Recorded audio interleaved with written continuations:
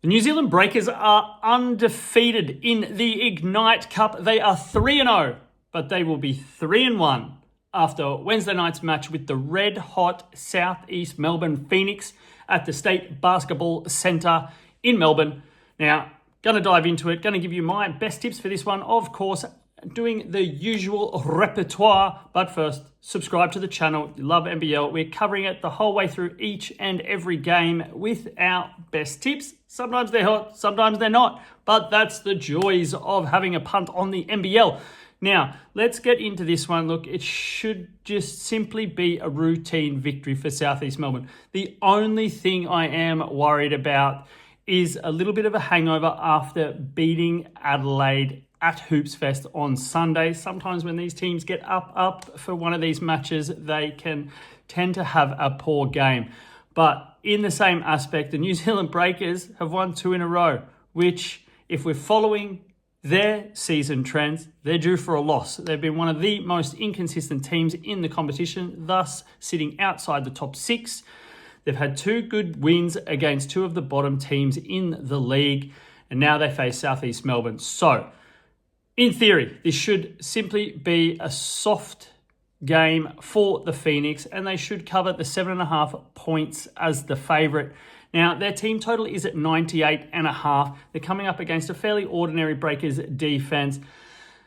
Southeast Melbourne have scored 100 plus points in 4 of their last 5. With the one they missed out, they still scored 97 points. Team total at 98.5, taking the over on that one as well. Now, with Nathan Sobey's illness still up in the air when recording this video, it's pretty tough to pick where the points are actually going to come from. Ian Clark busted out against Adelaide. Will that happen again? Will it be Angus Glover? So staying away from that market in the actual player props market there. So looking at Owen Foxwell assists at 5+.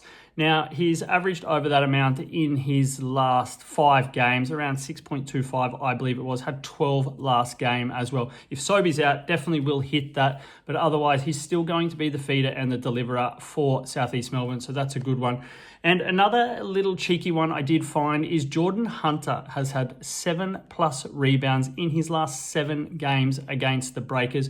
Also had a big one last time out and covered that, obviously, the last time they played earlier in the year with 9 rebounds, just as he had last game as well. So he's in good rebounding form. If Southeast Melbourne put this 3-point shooting pressure on the Breakers, as they usually do, it's going to bode well for Geordie Hunter, because New Zealand shoot at the 9th worst 3-point percentage of any team in the league. So there's your tips for this one.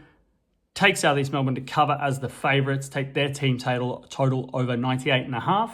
Also jump on Geordie Hunter 7+ rebounds and Owen Foxwell 5+ assists. Just remember though, do it responsibly and happy punting.